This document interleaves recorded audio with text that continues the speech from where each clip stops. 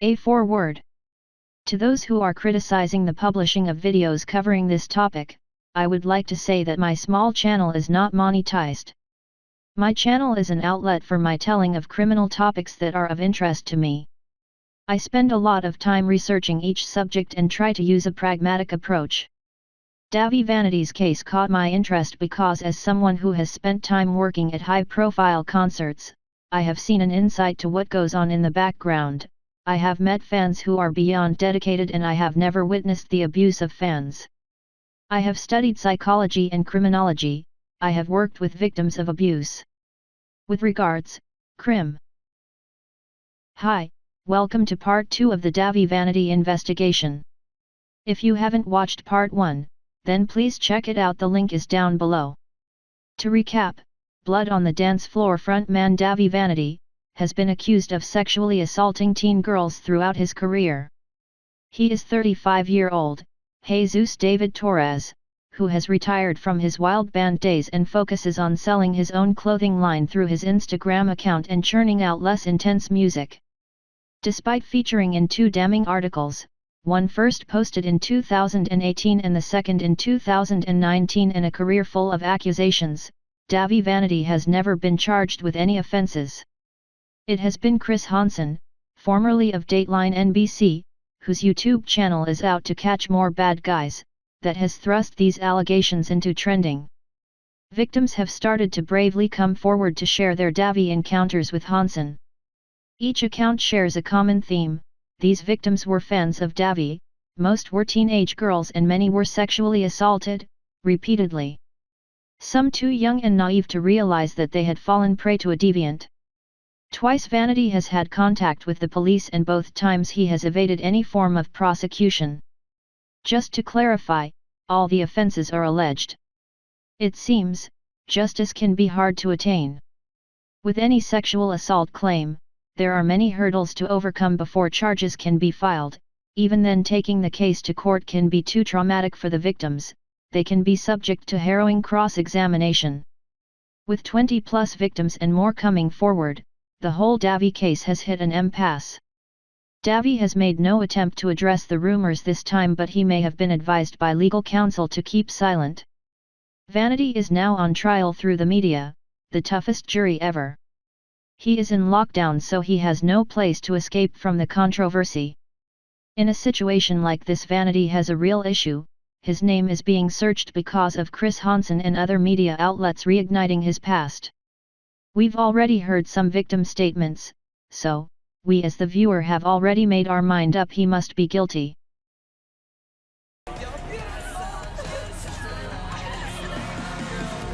Images of Vanity with his fans now begin to look highly suspicious.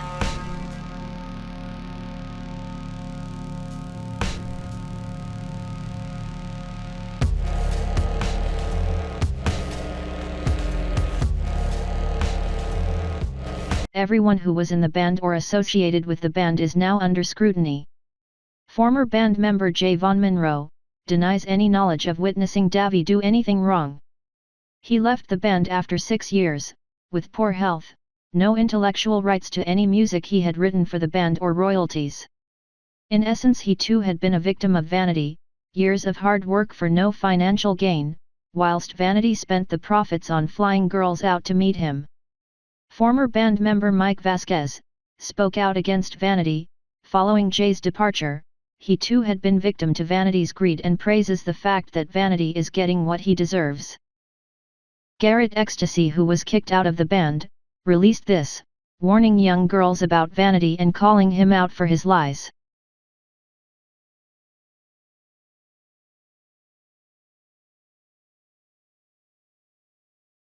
Hi, Kerry I'm Louise, Kerry Louise. the singer who toured with Dahvie and made a video defending him, has shockingly come out and said she was raped by Dahvie. This happened before she made the video defending him. It was called Jail Dahvie Vanity, which obviously, me being his friend, I was like, I'm going to look through this and see what they have to say. They also had links to the truth about Dahvie Vanity Tumblr, which I've been through, and to be honest, I found it quite laughable.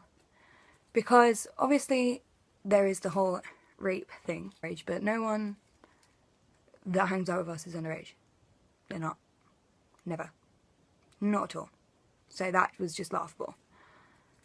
And I can also vouch for the fact that Dahvie isn't a bully because I have spent a lot of time with him. He has never been anything but lovely to me. Ever. Never. Dahvie has never hurt me. Never. And he met me, he heard me sing, and he did everything for me. He took me on tour. He had me singing on stage. You know, he's literally changed my life for the better. And I don't know how anyone could criticise. So, you can believe what people say, or you can believe the facts that are in your face. Kerry alleges she met Vanity at the UK Vans Warped Tour via Twitter. Hours after he had sexually assaulted her, she appeared on stage with Vanity and the band. And he pulls out his She phone even to make moved a to video? San Diego to stay with Dahvie. Yeah, he started videoing it, and I could see he was videoing it, so... And what happened after he started videoing? What did he do to you? He'd actually kind of already started before. He made his most of the way there, if you know what I mean. And then he proceeded to have sex with me. He forced you to have sex with him?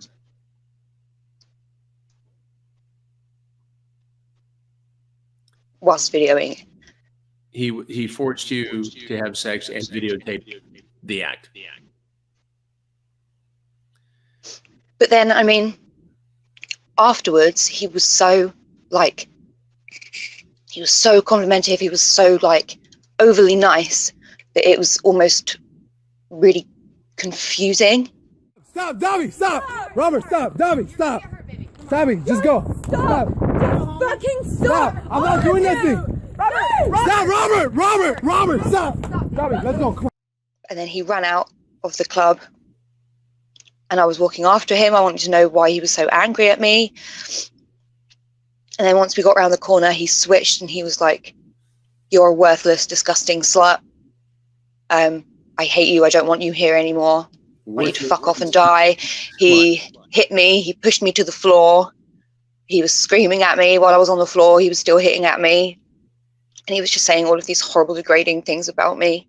And then I have my blood on the dance floor tattoo. Aww. That I got after we first toured in 2012.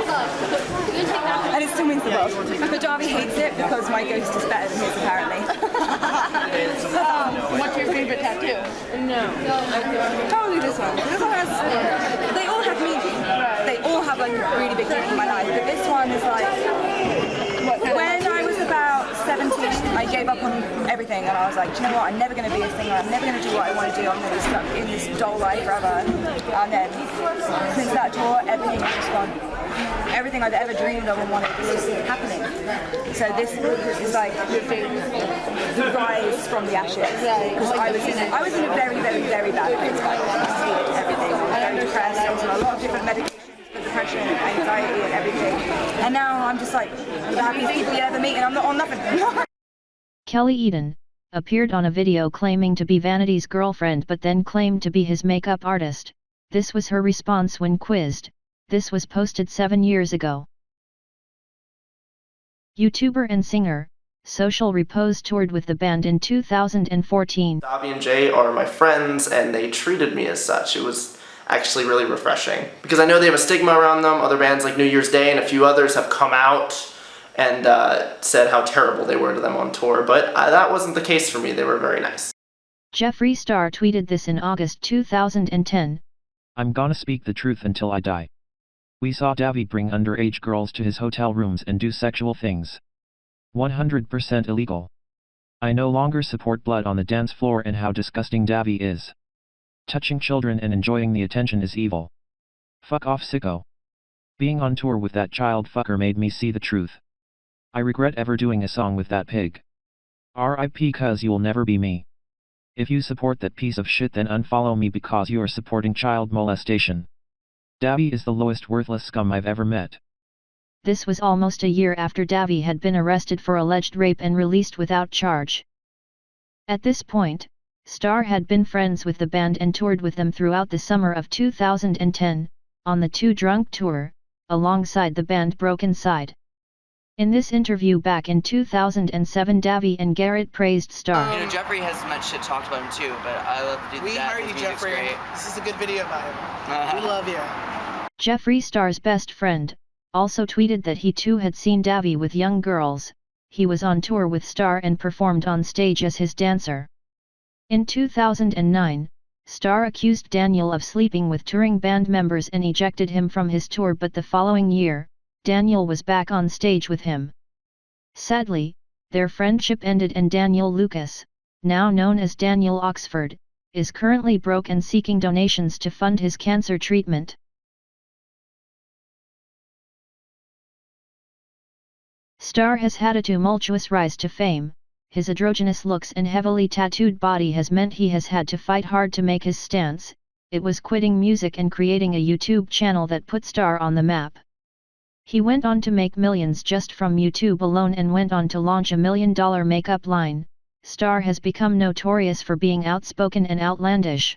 He has had public feuds with legendary tattoo artist Kat Von D, the co-founder of Too Faced Cosmetics, Kim Kardashian, and sister, Kylie. Videos were unearthed of Star making racial slurs in his early days, leading Star to issue an apology for his misdemeanors. I win by having diamond rims, and you win by being a poor Mexican.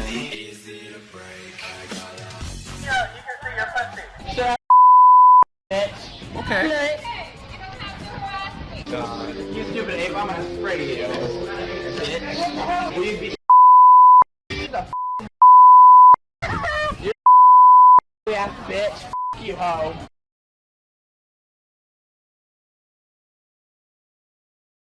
After he accused Dahvie, Dahvie released a live stream to address the rumors. These accusations, these things that people are saying about us, if they were really true, I wouldn't be here right now. I mean, obviously they're not true. You know, anybody gets to make up these accusations and stuff like that, you know. I've been dating Sally and Brandy on and off for the past 3 months. So, like I said, all a bunch of bullshit, all attempts to destroy us. Don't listen to it. Then Star made up with Dahvie. Javon spoke of that initial moment. It's kind of like a little disjointed because we did all those tours with him. It was like, I think like our 3rd tour with Jeffree. And at the end, the very last day, the show ends and then all that stuff gets tweeted. And then fast forward, like maybe like a year later, we were doing a Warped Tour for the first time. And Jeffree was there with his merch company, like selling his t-shirts and stuff. And one day he just walked onto our bus on Warped Tour and, you know, was just being very social. And I was just like, I thought a fight was going to break out. But Dahvie just was like, went right back into being like total like fake with him, was like total like girlfriends all over again. And I was like, I don't get that. Star appeared on stage with them at Van's Warped Tour and hung out with the band. Star had remained silent on the current rumors until he agreed to be interviewed by Chris Hansen. He alleges to have seen nothing illegal happen but instead threw Javon Monroe into the spotlight. The things that I've seen were very offensive. And looking back, it was the way that he was such a master manipulator at making things seem not as crazy as they were. So yeah, I've witnessed him be very appropriate with people that were underage. Have I witnessed an actual crime? No. Listen, I wish that Jay would come back on your show or go to police or law enforcement and help put Dahvie in prison, because he 100% has to have seen things that he's not telling people. Jay and Brandy were my friends. However, Star did mention NDAs. It has been rumored that band had signed non-disclosure agreements. I don't know if he has NDAs on these people or what really happened behind the scenes, but they need to break them and they need to tell the truth. Forcing their silence, and this was also suggested by former Blood on the Dance Floor merch girl, Mal Levy. Mere months after Warped Tour, it was New Year's Day who would go on to reignite the allegations against Dahvie. However, this time lead singer Ash Costello did file a complaint with law enforcement that literally fell on deaf ears. Even when I went to the police it was met with a very lazy attitude of like, this has happened in too many states, just a jurisdictional issue.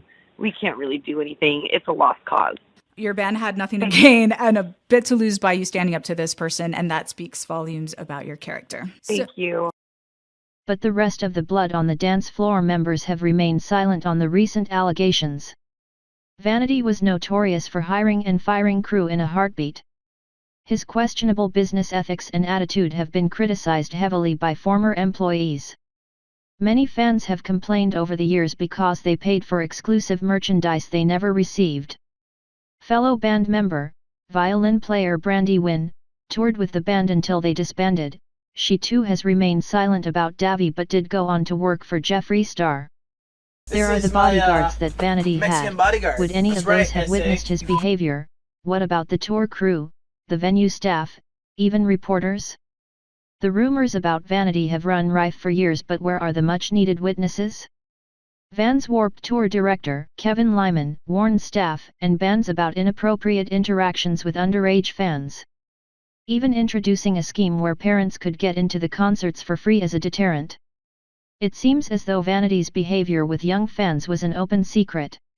I never explicitly like saw them like go off together, but like it was kind of weird to me if I would like go to the merch table and, you know, of course I'm like friends with the merch girl. So like we're, you know, talking back and forth and there's like some like kid standing back there and I'm like, who's that? They're like, oh, Dahvie said that, told her to wait here and he was like gonna like give her some free merch or whatever. And I was like, all right. Who was that? Okay. Dahvie. Dahvie.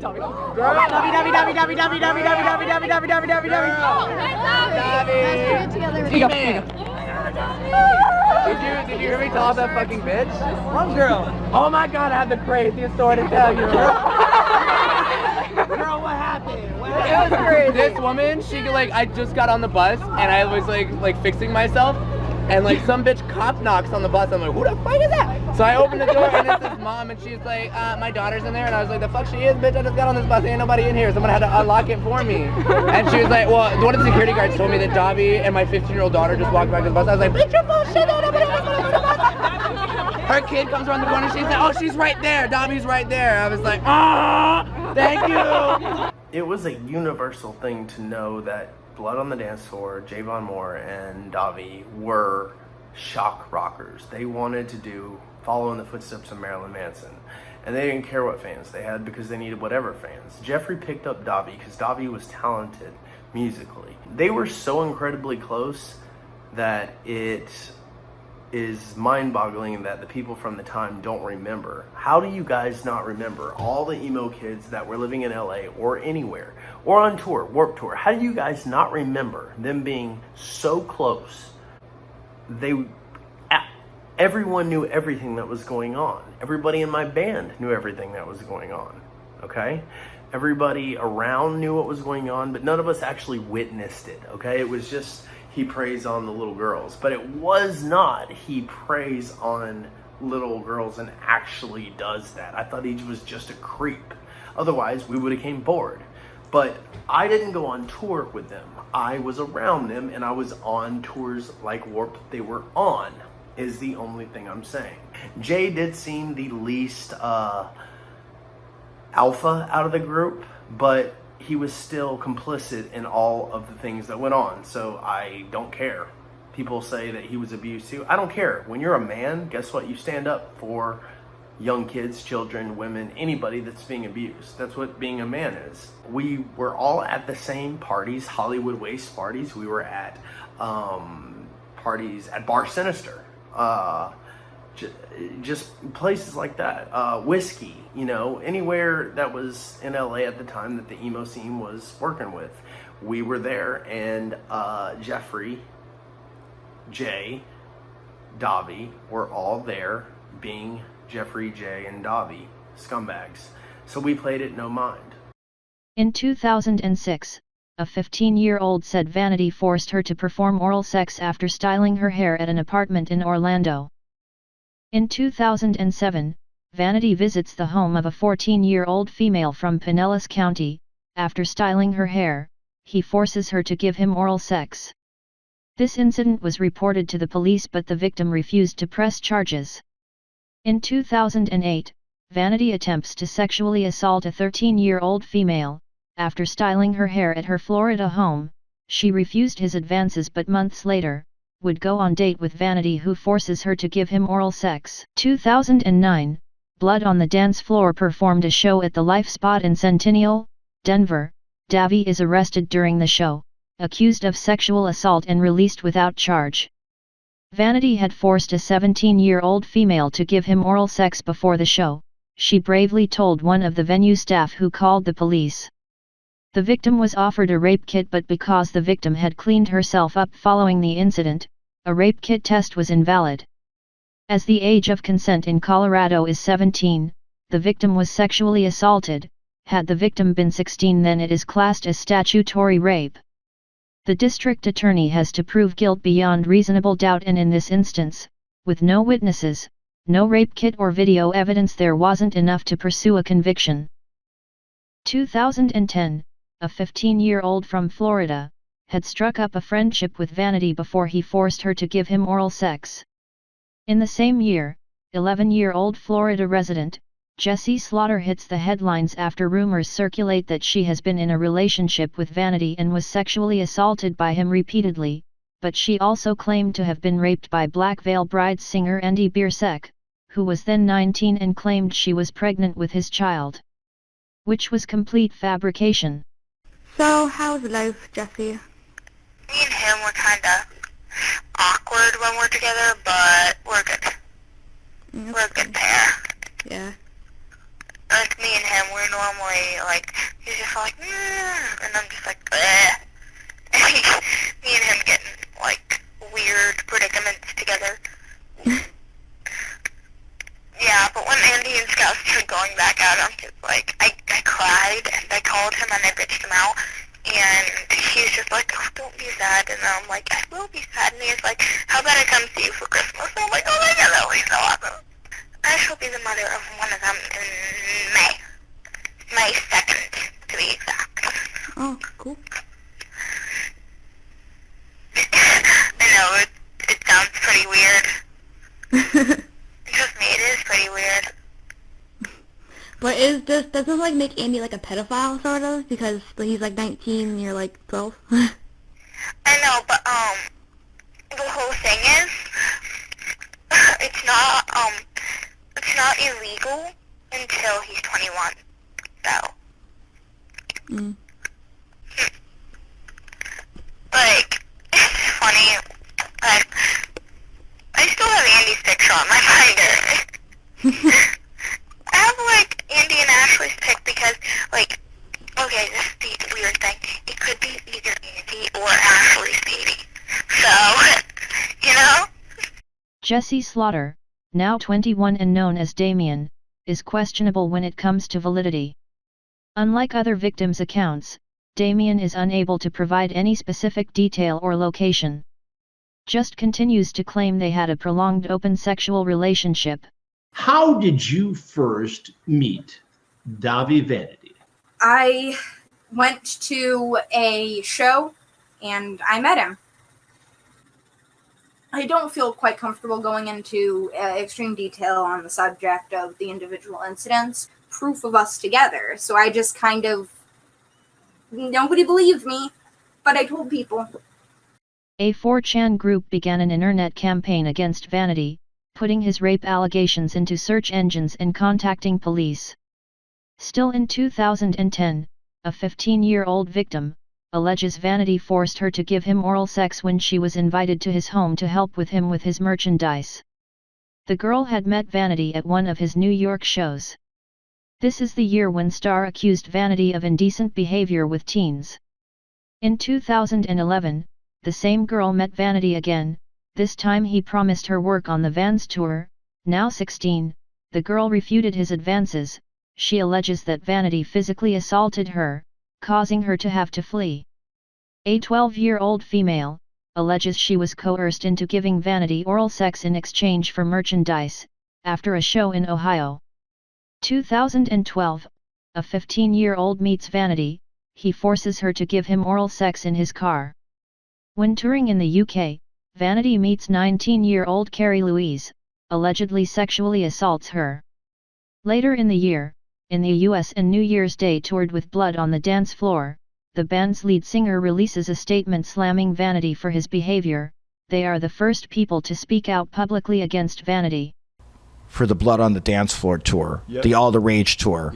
Did you feel the urge for your fists to go flying at some point? So many times. And they had times that, like at the time, you know, the band was, you know, coming back after the whole My Dear, you know, so Ash was very, I don't know what's the right way to put it. But yeah, there were plenty of times. I remember she had to hold us back because we were about to attack him. He laid hands on her before and we're like, why can't we just beat the shit out of him? Like, you know, your Southern California punk rock self starts coming out. Like, who the fuck is this guy? Yeah. We toured with them 3 times. And then you start seeing the disgusting things that would be happening on that tour. And it's all absolutely true. And we called it out, like, we sent all this stuff to, like, the police. Kids came forward, you know, to us about it. And, like, they had, like, conversations of him talking to a 16-year-old girl. Like, we had it there. But they sent it to the police, I guess something like, oh, different states have different things, so they have to deal with this. Like, this guy's going after kids. Like, fuck everything else. Like, you know, do something about it. But it's good to see this stuff is finally coming out now. I don't know, like how do these people get away with it? You know, in that sense too. And I remember what happened exactly, because we actually got kicked off that tour. But they had this girl, like, so Ash was singing one of the songs with him on stage, and he would get, you know, a little too uncomfortable, so she would just stop singing up there. So they had like another girl sing. And I remember we were by the merch table because we would go like to merch like after the show and, you know, and try to sell. And they had this girl came with, you know, the same hair as Ashley. And I was like, hey, they invited me on the bus and we were wondering if we should go. And we're like, no, stay away from that bus. Don't do anything. She ended up going on the bus anyway and told them that we said that. He called us on their bus the next day and wanted us to get down on our knees and apologize to him. And we're like, dude, no, this is not happening. And that's when they removed us from the tour. And we're like, well, absolutely, we're going home. We don't want to be a part of this at all. I'm sorry. That sucks. No, I think it's good that you got kicked off the tour. I do too. I honestly don't feel like you got kicked off. I feel like you actually were relieved. Yeah, no, we were definitely relieved. And what sucked is they had some parts of the label too was like, you guys shouldn't have done that. You guys hurt, you know, you guys may have, you know, hurt some professional ties. And we're like, fuck that. This is guys going after kids. Like, nothing else should matter. You know, why don't you have our backs over this? In 2013, a 14-year-old female met Vanity after his concert. He invited the victim and her older friend to his home for a party. He went on to sexually assault the victim 3 times that evening. He offered her a penis-shaped lollipop from his closet before raping her. Then jetted off the next day to tour the UK. Whilst in the UK, a 16-year-old British fan meets Vanity at his hotel. He forces her to give him oral sex. 2014, a 16-year-old Denver victim claims Vanity violently forced her to give him oral sex, leaving the victim bruised and missing clumps of hair. The victim was invited to stay with Vanity in San Diego. The only way she could return home was by giving him oral sex for $50 a time to earn the airfare home. The same year, Vanity's girlfriend alleges Vanity sexually, physically, and emotionally abused her for the next 2 years and confesses that she had shared illicit pictures of herself with Vanity when she was a minor. Be Christ removed Blood on the Dance Floor from their tour lineup, due to the abuse allegations. 2016, and a 20-year-old Ohio victim alleges Vanity forced her to give him oral sex. Jay quits the band after 6 years. Vanity announces his farewell tour. A 15-year-old female meets Vanity at his New York show. He invites her to his home. Despite her mother accompanying them, Vanity gets the girl alone and grabs her head and forces her to give him oral sex. The victim alleges they had a secret relationship for the next 3 years and that Vanity only ever sexually assaulted her orally. 2017, Vanity is dating model and single parent, Fallon Vendetta. A British disabled fan is alleged to have paid for Vanity and Fallon to fly out for a meet-up. The couple also visit Japan where they get engaged. 2018, Vanity and Fallon break up. 2019, Huffington Post run an article about Vanity's abuse allegations. Alleged victim of Vanity, Tessa Jordan flies out to stay with Vanity, alleges she gave him money. Without a band to tour with, allegations reduce. In the same year, the previous victim he met in New York is now 17 and Vanity invites her to Orlando for a vacation. She returns home on her 18th birthday after realizing Vanity had been using her. She had paid for own flights as Vanity had claimed to have no cash. 2020, Chris Hansen picks up the Vanity case, more victims come forward, rumors circulate that Vanity is using his social media to meet up with young girls. He is alleged to live in Miami with his parents and frequent the local bars, mostly alone. There are numerous accounts of underage fans who allege Vanity had groped their breasts at the meet and greets he would hold after the concerts. More and more victims of Vanity are coming forward and many more who are choosing to remain silent. There is a glaringly obvious correlation to the victims' accounts. These victims are all from different areas, have no obvious friendship connection to each other, share a same age range and most have stated that they were forced to give Vanity oral sex. Statistics show that victims have a drastically less likelihood of reporting a sexual assault when they know the attacker. In this instance, the attacker is one who has a legion of die-hard fans and a somewhat celebrity status. Vanity is exhibiting behavior relating to ephebophilia, where adults have a sexual attraction to teenage girls. But can justice be found? Last year was eventful for the late Jeffrey Epstein. The billionaire's luck ran out when his victims began to come forward. He'd managed to evade previous charges but he was finally arrested in July, for sexual crimes including sex trafficking.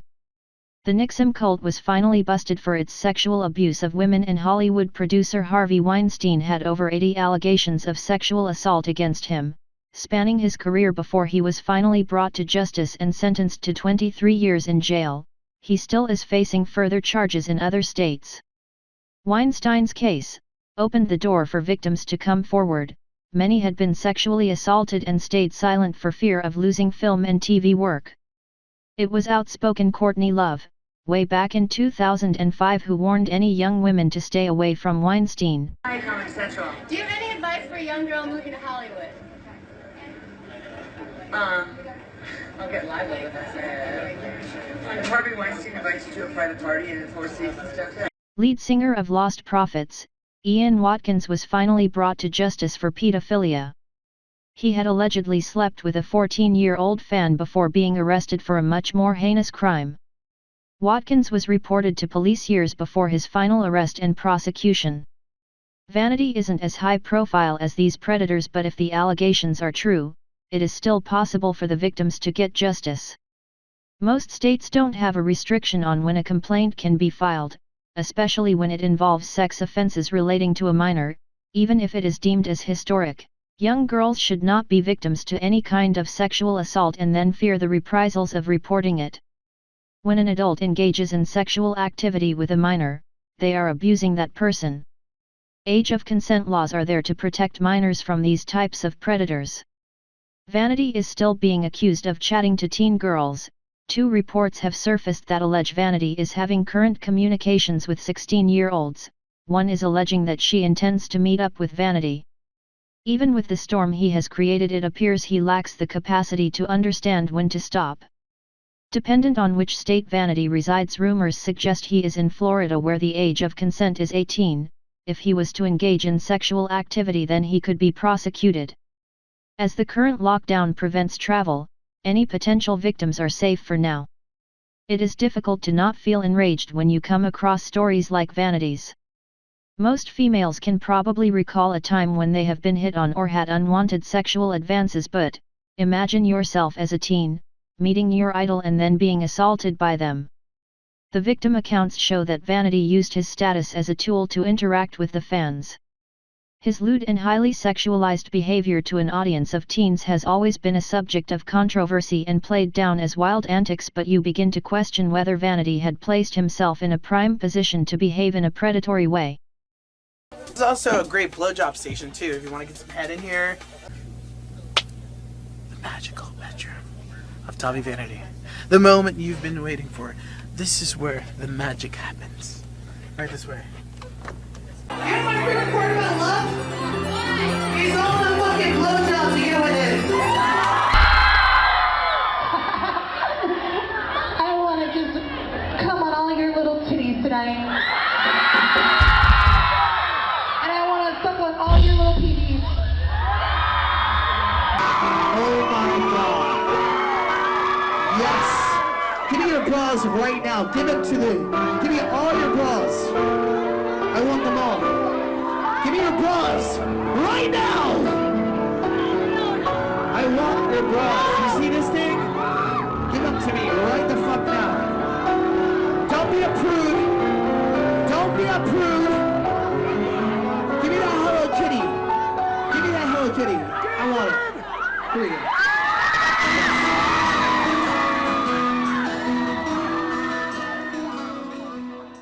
I'm not a sex offender, so people are full of shit. If you have been a victim of any form of sexual assault, please do not suffer in silence.